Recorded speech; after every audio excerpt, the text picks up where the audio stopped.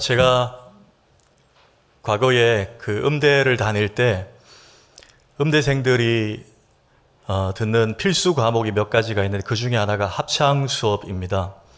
이게 이제 음대생, 특히 성악과 학생들에게는 필수 과목인데 조금 대중적으로 열어놓은 것이 타 학과, 꼭 음대생이 아니더라도 인문계열이라도 타 학과 학생들도 교양 과목으로 신청해서 들을 수 있게끔 되어 있는 수업이 바로 저희가 들은 합창 수업이었어요. 당시에 그 합창 수업을 누가 지도하셨는가 여러분 아실 거예요. 그 당시 합창 지휘자계의 대가 중에 한 분이신 윤학원 교수님이 지휘를 하셨어요. 수업을 하셨는데 어느 날 교수님이 이제 해외로 연주에 있어서 출타를 하시고 그 윤학원 교수님의 수제자 중에 한 분인 김희철이라는 선생님이 오셔서 수업을 하게 됐습니다. 이렇게 한 250명 정도 큰 홀에 이제 가득 앉아서 수업을 하는데 거의 이제 합창을 하는 거 하다가 끊고 이렇게 하는 지도를 해주시는데 어느 곡의 합창을 이제 반주와 함께 시작을 했습니다. 가다가 그 선생님이 갑자기 좀 인상이 굳어지더니 지휘봉을 치면서 스탑 시키는 거예요. 그리고 정색을 하면서 음대에서 이런 식으로 하면 안 됩니다. 소리 똑바로 내세요. 그러고 언짢게 그렇게 표현을 하고 다시 또 이어가는 거예요. 한 8마디 정도 쭉 더 불렀나요? 더 세게 이번에 멈추는 겁니다.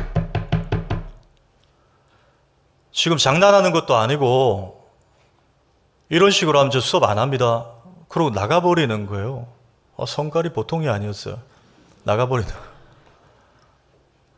다들 이제 쫄아가지고 이러고 있는데 알고 봤더니 거기는 95% 이상이 음대생들이지만 평소 합창을 너무 좋아했던 그 학교에 이제 공대생 한 사람이 교양 과목으로 신청을 해서 같이 참석해서 듣고 있었어요.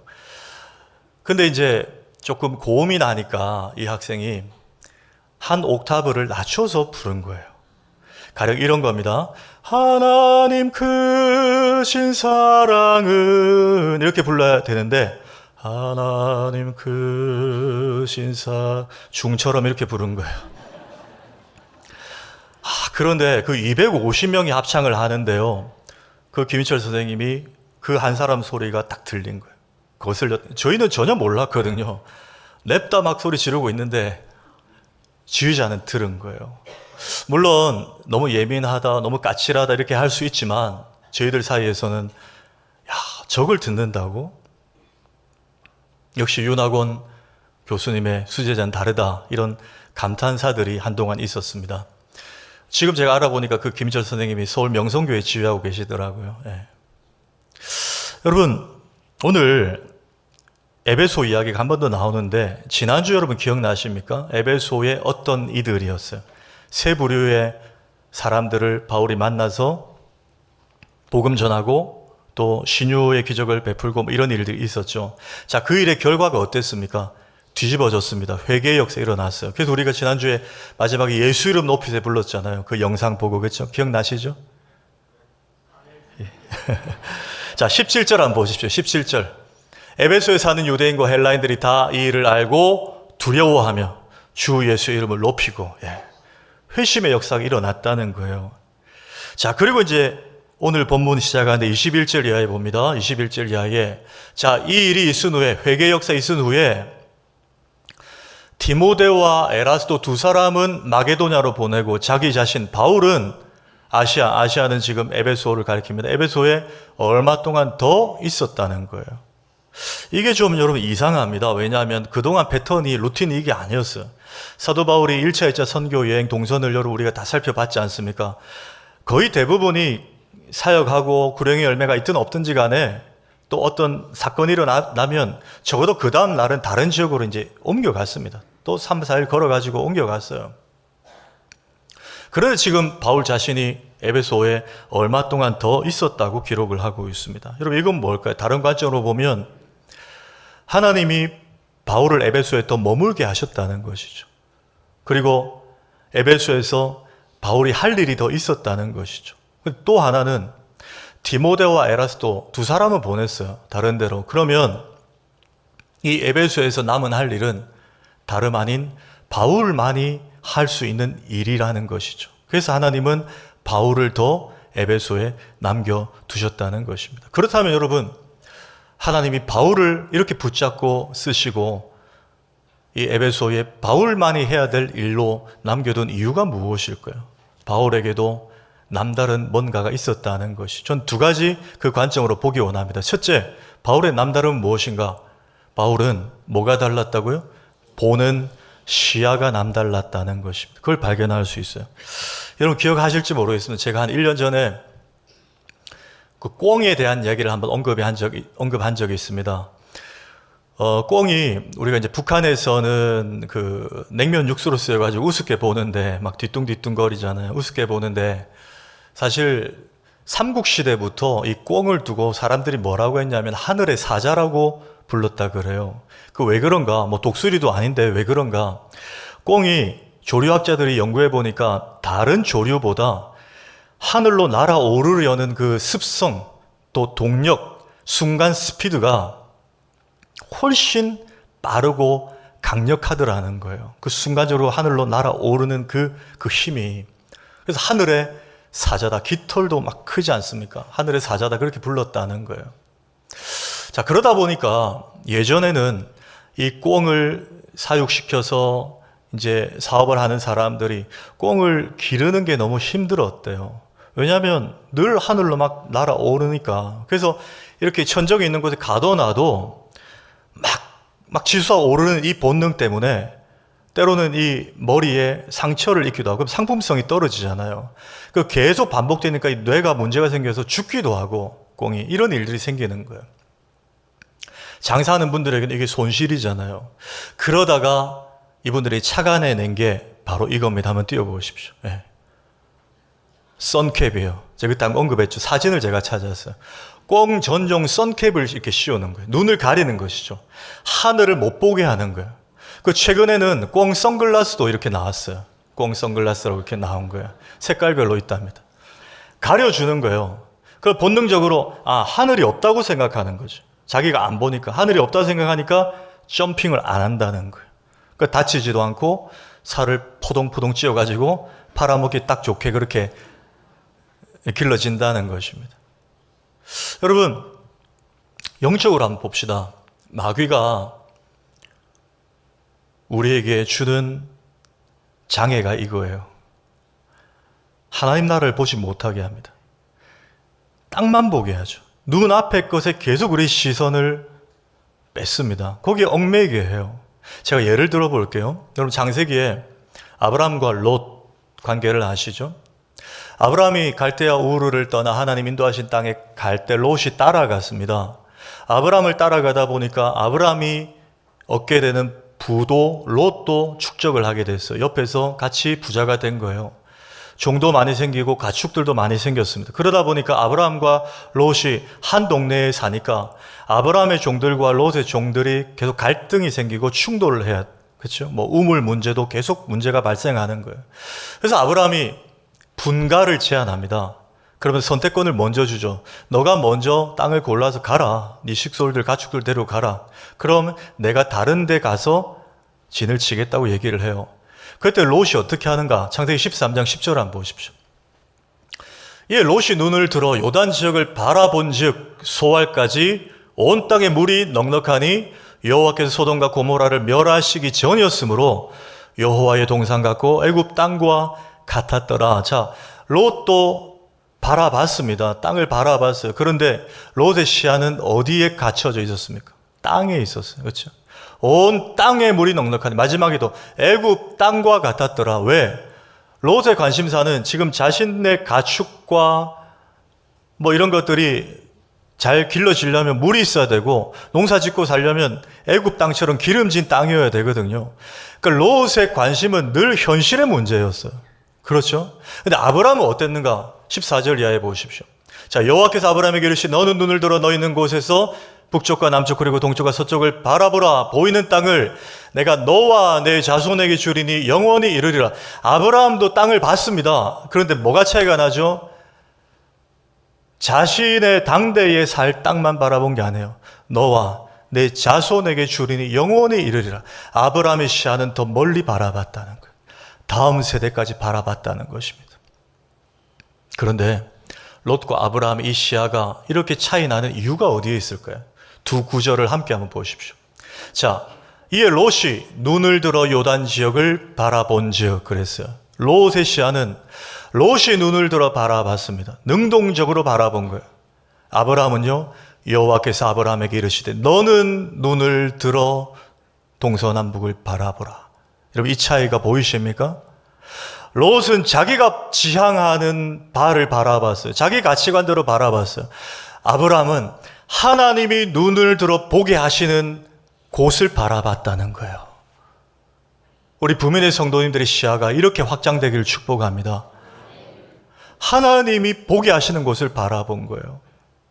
자, 이 관점으로 오늘 21절 한번 보십시오. 21절에 이 일이 있은 후에 바울이 마게도냐와 아가야를 거쳐 예루살렘에 가기로 작정하여 이르되 내가 거기 갔다가 후에 어디도 봐야 되겠다고요? 로마도 보아야 하리라. 여러분, 아브라함의 선교 마지막 목적지가 왜 로마였습니까? 아시죠? 당시에 정설이 뭡니까? 모든 길은 로마로 통한다 하였어요. 세계 패권을 쥐고 있는 나라 로마였습니다. 제국이었어요. 그래서 바울이 생각하기에 마게도냐 복음화, 그리스 복음화, 튀르키예 다 중요해요. 예루살렘 중동이잖아요. 다 중요해요.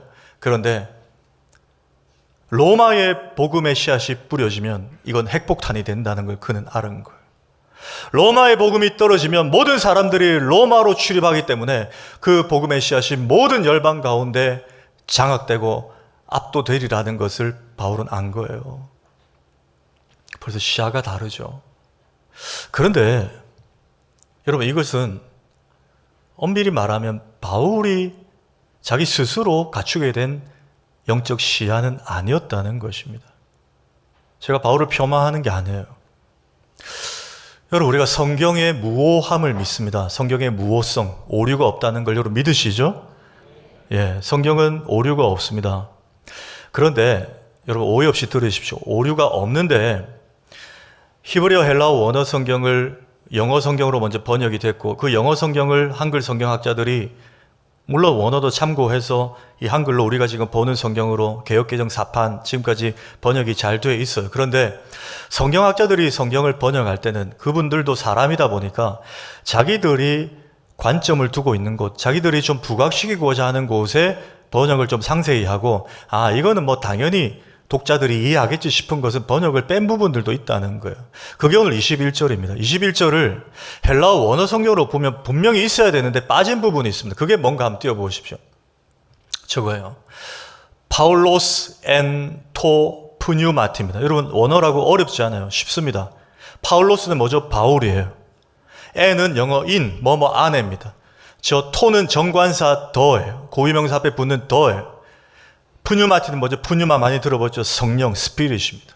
번역하면 성령 안에서의 바울은, 이게 원어 성경에는 있는데 한글에는 21절에 번역가들이 뺐어요. 아마도 독자들이 당연히 바울은 빌립보 감옥에서도 주님 안에 있었고 늘 주님 안에 있었던 걸 알리라 생각하고 뺀 것 같아요. 그런데 저는 오늘 설교의 관점을 이 부분을 좀 부각합니다. 이 21절을 저 원어 그대로 직역해서 제가 읽어볼게요. 한번 띄워주십시오. 자, 성령께서 바울로 하여금 보게 하시니 바울이 이르되 내가 마게도냐와 아가야 그리고 예루살렘을 거쳐 로마도 보아야 하리라 하고. 여러분, 이게 더 정확합니까? 정확하지 않습니까? 저를 못 믿으시는 것 같은데. 그래도 목사님 성경을 믿어야 돼. 제가 성경을 믿지 말란 게 아니에요. 정확한 보완된 번역을 보자는 겁니다. 성령께서, 바울이 성령 안에 있었기 때문에 성령께서 바울을, 아까 하나님이 아브라함을 눈을 들어 보게 하신 것처럼 성령 안에 있었던 바울을, 성령 안에 있었던 김집사를, 성령 안에 있었던 박 목사를 하나님이 보게 하시니 사람의 지향점으로는 마게도냐와 아가야와 예루살렘에 머물 수밖에 없는 시야를 하나님이 로마까지 보게 하시더라는 것입니다. 여러분, 우리 3월달에 이제 유은성 전도사님 찬양 집회 계획되어 있는데 저번에 찬양 중에 제일 유명한 게 하나님 아버지의 마음이잖아요. 아버지 당신의 마음이 있는 곳에 나의 마음이 있기를 원해요. 그 다음에 아버지 당신의 눈물이 있는 곳에 나의 눈물도 있기 원해요. 하나님의 시선이 가는 곳에 나도 가는 것. 그게 누구라고요? 성령 안에 있는 사람이라는 거예요. 여러분, 그래서 늘 주님 안에 있는 분들은 시야가 그 다음까지 볼 수밖에 없어요. 우리가 오목이나 바둑도 보면 하수들은 늘 요 앞에까지 보는데 고수들은 그 다음 수를 보잖아요. 성령 안에 있는 사람들은 주님이 바라보는 곳까지 본다는 거예요. 여러분, 그런 분들의 특징이 있습니다. 현실의 어려움을 봐도 그게 고난으로 보이지 않고 문제로 보이지 않고 잠시 후에 주실 축복으로 보이는 거예요. 지금 질병을 안고 있어도 그게 질병으로만 보이지 않고 치유로 보이는 거예요. 지금 당장 떨어졌어요. 실패했어요. 실패로만 보이지 않고 승리로 보이는 것입니다. 여러분, 제가 예를 들어 볼게요. 여러분, 다윗이 그랬어요. 다윗이 골리앗을 바라봤어요. 우리는 골리앗만 봅니다. 그러나 다윗은 지금 던진 이 돌에 맞아 쓰러질 골리앗을 본 거예요. 왜? 그가 고백하잖아요. 전쟁은 여호와께 속한 것인즉. 이 믿음의 고백이 그가 그렇게 바라봤다는 거예요. 여러분, 한나는 어떻습니까? 분인나가 한나는 자녀가 없다고 그렇게 괄시하고 무시하고 조롱했어요. 근데 한나는 분인나를 보지 않았어요. 성전에 가서 하나님께 기도하며 하나님이 잠시 후 내 배에 잉태케 하실 저 사무엘을 바라본 거예요. 왜? 그렇지 않다면 사무엘상 1장 21절에 보면 그가 기도하고 하나님이 아기 주시겠다고 하지 않았는데도 얼굴에 근심빛이 사라졌더라 그랬어요. 왜? 생명의 주권이 하나님께 있음을 그가 믿은 거예요. 여러분, 모세는 어떻습니까? 모세는 자기 백성들을 가로막고 있는 그 홍해 앞에서 홍해를 바라보지 않고 하나님이 홍해를 거두어 가시면 하나님이 예배해 놓으실 마른 땅을 바라봤어요. 여러분, 착각하지 마십시오. 오해하지 마십시오. 저기 한순간에 바다가 열린 게 아니에요. 성경 보시면 출애굽기 14장에 모세가 팔을 들어 기도했더니 밤이 맞도록 동풍이 불어서 하나님이 바다를 갈라지게 하셨어요. 삼성 LG 건조기보다 더 강력한 하나님의 동풍 건조기가 밤이 맞도록 일하셨다는 거예요. 여러분, 모세 입장에서 밤이 맞도록 지팡이를 들고 있으려면 그에게 어떤 믿음이 있어야 됩니까? 홍해보다 크시고 문제보다 크신 분이 내 기도를 들으시는 창조주 하나님이시다. 여러분, 이걸 바라보면 마른 땅이 보이는 거예요. 홍해가 보이는 게 아니고. 영적 고수들은 늘 다음을 바라봐요. 여러분, 예수님은 어땠습니까? 예수님은 야이로 회장당 야이로의 딸 12살짜리 예수님이 혈루증 여인 고치다가 좀 늦게 도착했어요. 걔가 죽어 있었어요. 사람들이 막 아이고 이미 죽었네 막 비웃었어요. 그때 예수님 뭐라 하셨죠? 잔다 하셨어요. 왜요? 예수님은 저 죽은 듯 보이는 소녀를 보며 부활을 보셨거든요. 예수님은 저 안에 있는 생명을 보셨거든요. 여러분, 우리의 시야가 이렇게 뜨이기를 축복합니다. 이게 여러분 주님 안에 있는 분들이에요. 주님 안에 있으면 문제나 고난이 다 주님 주실 축복으로 보이는 거예요. 저는 뭐 자주는 아닌데 아마 우리 성도님들 가운데 공항을 한두 번 이상 가보셨을 거예요. 저도 우리 교회 와서 뭐 선교 간다고 공항을 이렇게 이제 좀 자주 가본 편인데 공항에 가면 좀 특징적인 면이 있어요. 막 그렇게 이제 공항 가면 늘 내가 가고 싶은 뭐 국내선 아니면 해외면 늘 아침 일찍 막 준비해서 오거나 아니면 동남아 같은 건 밤 비행기이기 때문에 막 밤에 막 오고 막 이러거든요. 그런데도 공항에 있는 사람들 이렇게 보면 대체로 다 표정이 밝아요. 여러분, 그렇지 않던가요? 수속하는 게 사실 귀찮아요. 줄도 많고 한참 기다려야 됩니다. 그런데도 막 밝아요. 왜 그런지 아세요? 설렘이 있거든요. 왜 설렘이 있죠? 이미 그분들은 몸은 김해공항, 인천공항에 있지만 마음은 제주도에, 마음은 하와이에, 마음은 발리에, 마음은 스페인에 막 가 있는 거예요. 여러분, 이게 우리의 시야가 로마까지 바라봐야 되는 이유예요. 우린 자칫하면 아가야, 마게도냐, 예루살렘, 그래 소아시아, 유럽, 중동 이 정도는 복음 전하면 되지 뭐 내가 어떻게 로마까지. 여러분, 하나님의 사람은 꿈이 다릅니다. 하나님의 사람은 비전이 달라요. 그릇이 달라요. 여러분, 하나님의 사람의 그릇을 품으시길 축복합니다. 특별히 우리 대학생들, 청년들도 마찬가지. 마귀는 늘 우리에게 성캡을 씌웁니다. 우리 앞에 있는 걸 보고 지금 가정 형편, 지금 내 직장, 지금 내 상황, 여기에 계속 매몰시켜요. 그러나 하나님의 사람은 지금을 보지 않습니다. 로마까지 봐요. 멀리 봐요. 하나님이 이끄시는 곳으로 봅니다. 기대하게 만듭니다. 설레게 만듭니다. 그러면 그 문제가, 그 시험이 나를 애워싸도 나는 로마를 보는 거예요. 하나님이 해결하실 그날을 바라보는 거예요. 이 시야를 장착하시길 주의 이름으로 축복합니다. 우리 성도님들 가운데 어떤 문제가 애워싸 있어도 이런 찬양 있잖아요.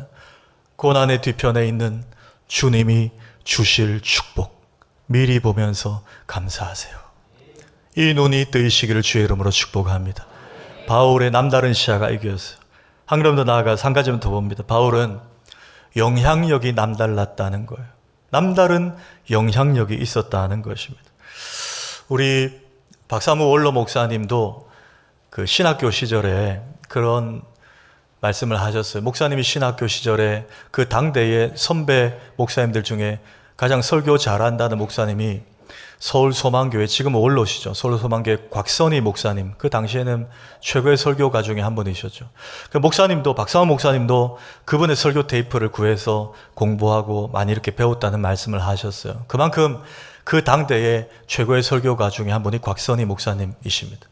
곽선희 목사님의 고린도 전후서 강해 집에 있는데 거기에 제목이 은혜의 복음이에요. 그 책에 보면 곽 목사님이 20대 후반에 미국에 유학을 갔습니다. 갔는데 지금부터 수십 년 전이죠. 주중에는 공부를 하고 주말에는 한 한인교회에 파타임으로 전도사 사역을 겸했습니다. 한인교회, 그 동포교회들은 뭐 지금도 그렇겠지만 정이 그렇게 많다고요. 그래서 한국에서 청년이 오거나 누가 오면 반찬도 주고 또 필요한 정보들도 공유하고 그렇게 좀 끈끈함이 그들에게 있다고 합니다. 그 한인교회의 한 성도님 가정에서 이 20대 후반에 이 젊은 전도사님을 보고 마음이 쓰여가지고 참 얼마나 고생이 되겠나. 그래서 한국 음식을 좀 해서 대접을 해야 되겠다. 주말에 이제 자기 집에 초대를 했어요. 초대를 했는데 당시에 뭐 스마트폰, 티맵, 내비게이션 이런 게 제대로 없잖아요. 그래서 메모지에다가 그 성도님 주소를 적어가지고 곽선희 전도사님에게 준 거예요. 저도 그 메모지를 보고 주말에 이제 찾아갔어요. 찾아가는데 미국의 길이 뭐 그분이 간 지 얼마 안 되고 도저히 못 찾겠는 거예요. 뭐 몇 번 스트리트 들어갔는데 못 찾고 일로 가도 못 찾고 절로 가도 못 찾고 그러다가 어느 빌리지에 이렇게 진입을 했는데 묘한 냄새가, 익숙한 냄새가 나는 거예요. 들리십니까? ASMR입니다. 예. 이러다가 보니까 이게 동원 참치 넣고 끓인 김치찌개예요. 사조 아닙니다. 동원입니다. 예. 그거 넣고 김치찌개 냄새가 이게 스물스물 나는 거예요. 그래서 자기도 모르고 혹시 이 집인가 싶어서 따라갔는데 그 집이었대요. 예. 그 김치찌개 냄새, 여러분 김치찌개 좋아하시죠? 그 냄새가 막 주변을 그냥 장악을 한 거예요. 진동을 한 거예요. 예. 여러분 오늘 23절에 그 비슷한 의미의 단어가 나오는데 한번 보십시오. 그때쯤 되어 이 도로 말미암아 적지 않은 소동이 있었으니, 그래서 여러분 이 도는 뭐죠? 바울이 전한 복음이에요. 바울의 설교입니다. 바울의 가르침이에요. 바울이 에베소에서 가르친 설교 때문에 적지 않은 큰 소동이 났다는 거예요. 이 소동이 헬라어 타라코스인데 그대로 지금 막대기로 막 휘젓는 거예요. 이 물에 막대기를 넣어가지고 막 휘저으면 여러분 여기 막 파도가 요동이 치잖아요. 막 냄새로 치면 진동을 했다는 거예요. 바울의 복음의 향기가. 예. 여러분 당시 배경을 좀 알아야 되는데 이 당시에는 에베소 가장 유명한 우상이자 신은 아데미라는 여신이었어요. 사진 한번 볼까요? 예. 저 아데미 여신의 조각상이에요. 저 신을 보시면 저 가슴에 유방이 24개가 달려 있어요. 왜? 풍요와 다산의 상징성을 가진 신이에요. 그러니까 이들의 믿음이 어떻다는 거죠? 아데미 여신이 하늘에서 비를 내리고 태양을 쬐어줘야 곡식이 자라고, 또 아데미 여신이 임신하게 해줘야 우리에게 생명이 잉태될 수 있다. 그들은 그렇게 믿고 맹신했다는 거예요. 그게 풍요와 생명의 다산의 상징인 아데미 신이었어요. 저 여신의 조각상들 그리고 신전들이 우리 버스 정류장보다 더 많이 깔려있어요. 제 자료를 보니까 온 곳곳에 그냥. 여러분 저기 그곳에 사시는 분 죄송합니다. 남부민동 위에 충무동 쪽에 가면 지금도 무슨 뭐 부적 같은 거 깃발 달려 있잖아요. 뭐 아기 동자 한번 지나가면 머리가 아파요. 맞죠? 에베소가 그랬다는 거예요. 온 곳곳에. 근데 여러분 요즘도 그렇지만 관광지 같은 데 가시면 그 관광지 핫스팟 바로 옆에 늘 어떤 가게가 있죠? 기념품 가게가 있어요. 그 관광지와 연관된 굿즈, 제품, 상품들을 만들어 놔요. 근데 저 당시에 저 아데미 우상을 요 작은 거부터 해가지고 그걸 파는 가게들이 질비했어요.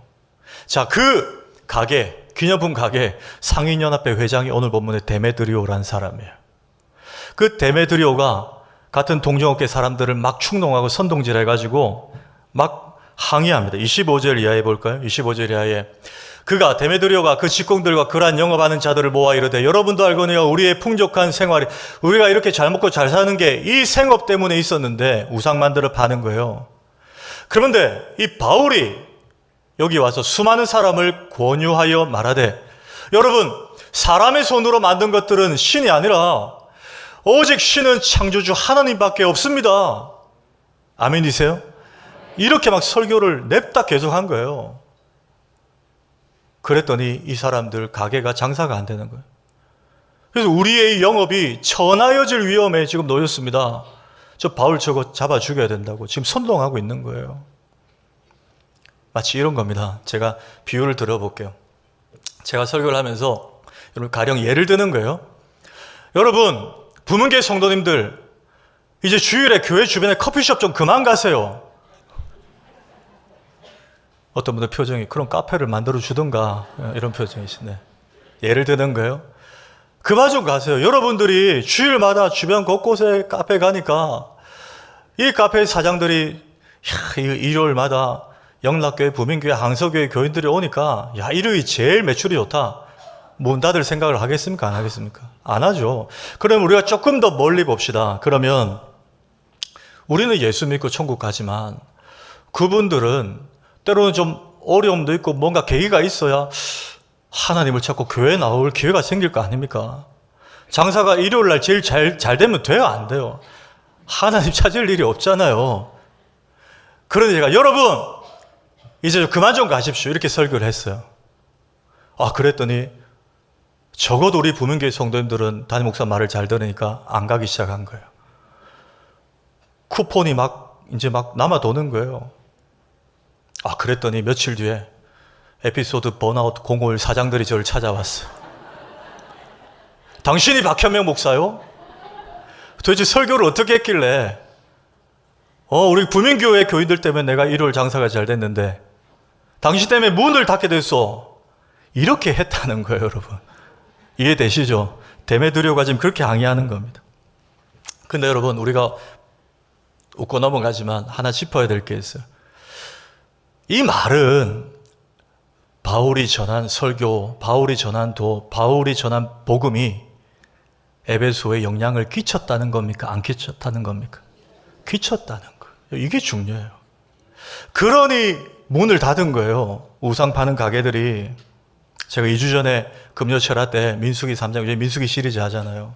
민수기 3장 설교하면서 아론의 아들 나답과 아비우가 하나님이 정하신 불로 제사하지 않고 다른 불로 했다가 즉사한 얘기를 말씀을 드렸어요. 한번 볼까요? 민수기 3장 4절에 나답과 아비우는 민수기 3장 4절 띄워주십시오. 나답과 아비우는 시내 광야에서 여호와 앞에 다른 불을 들이다가 여호와 앞에서 죽어 그랬어요. 제가 이 본문 말씀드리면서 그때도 말씀드렸어요. 적용하면 세상은 기독교 보고 독선적이라고 말한다는 거예요. 왜 그 불밖에 안 되냐? 왜 예수 믿어야 구원받냐? 기독교 너무 독선적이다. 너무 아집이 강하다. 왜 포용성이 없냐는 거예요. 그런데 여러분 저게 진리지 않습니까?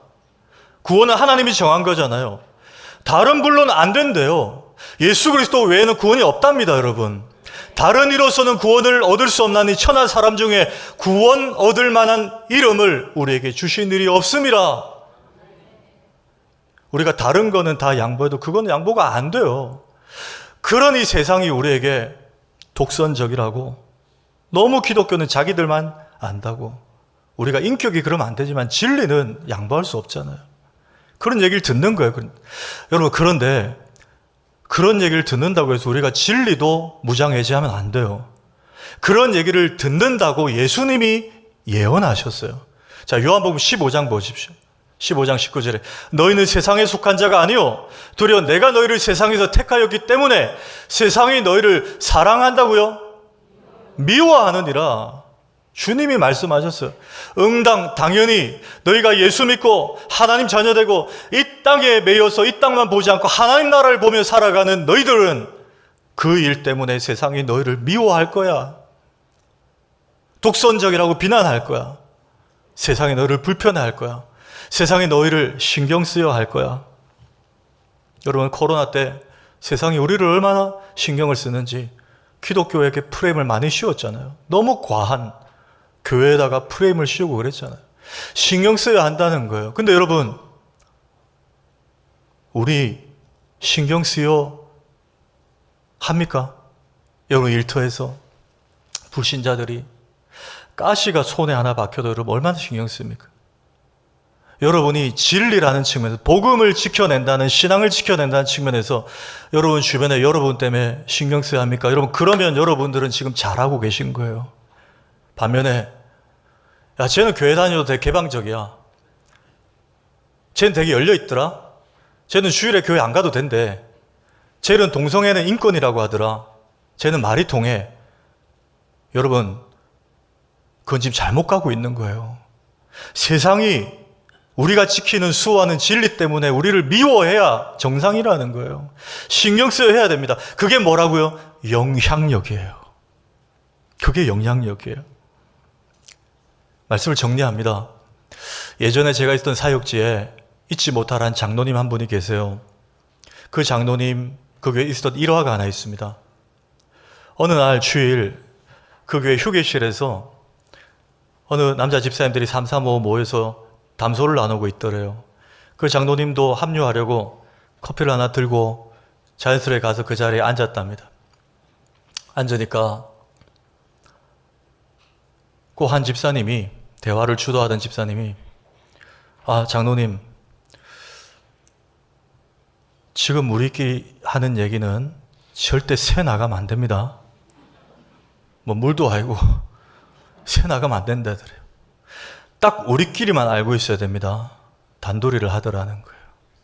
그 장로도 일단 예, 무슨 얘기인데요? 그랬더니 그때부터 이제 이야기를 늘어놓는데, 아무개 권사가 어떻고, 아무개 장로가 어떻고, 아무개 집사가 어떻고, 아무개 목사가 어떻고, 아무 영양가 없는 얘기들, 뭐 팩트인지도 확인도 안 된 얘기들 막 늘어놓더래요. 도저히 못 듣겠어가지고 그 장로님이 탁 일어났답니다. 이 집사님들, 여기 우리가 조금 전에 예배 드렸던 주의 전 아닙니까? 두세 사람이 내 이름으로 모여도 주님이 나도 그들 중에 있다 했는데, 집사님들, 세상에 우리끼리만 아는 얘기는 없습니다.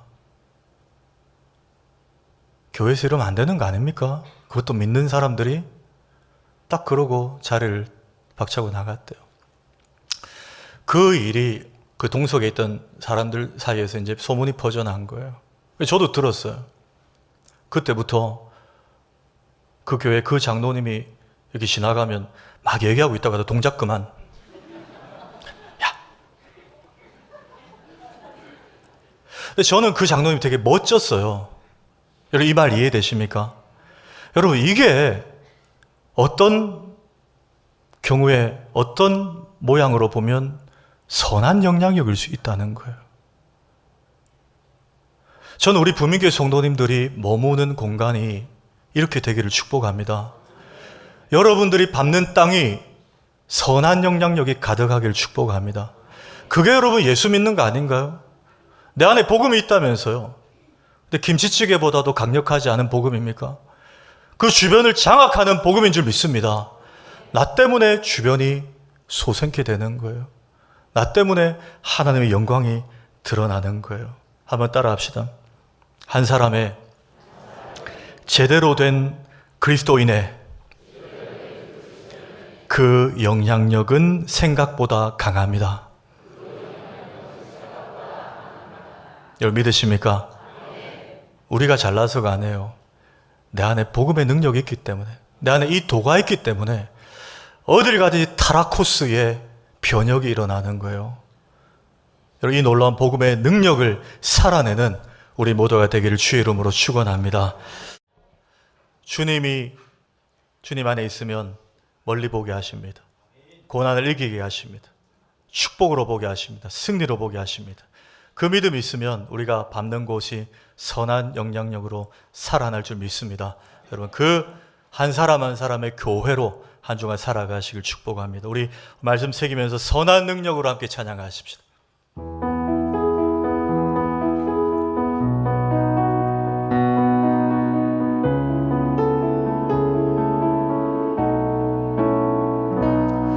주 선한 능력으로 하시네 그 크신 팔로 날 붙드시네 절망 속에도 흔들리지 않고 사랑하는 주 얼굴 구하리 선한 능력으로 일어서리 주만을 지어리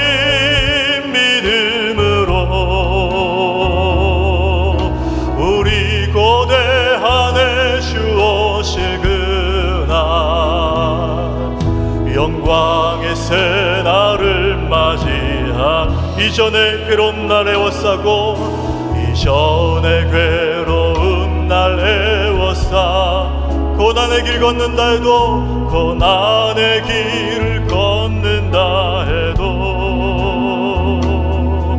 주님께 모두 맡긴 우리여 끝내 승리의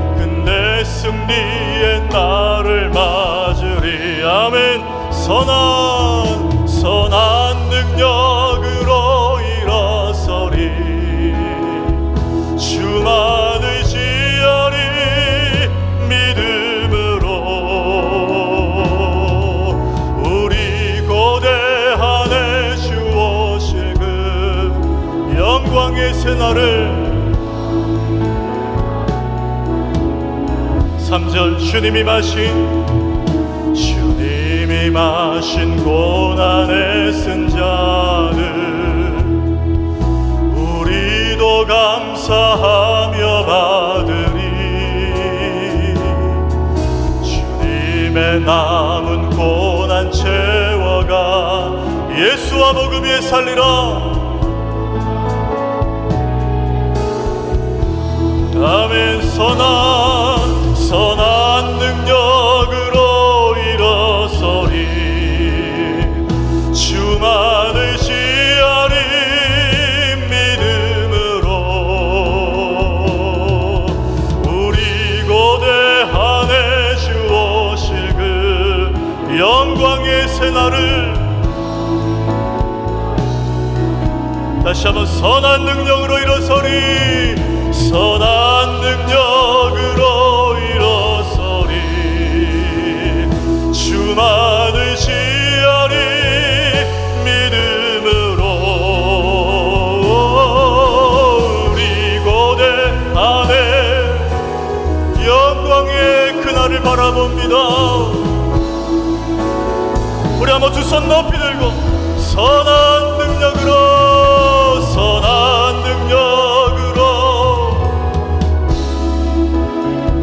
주만을 지어리 믿음으로 우리 고대 안에 멀리 바라봅니다. 영광에 우리 마지막 한 번 더 선포합니다. 선한 능력으로 일어서리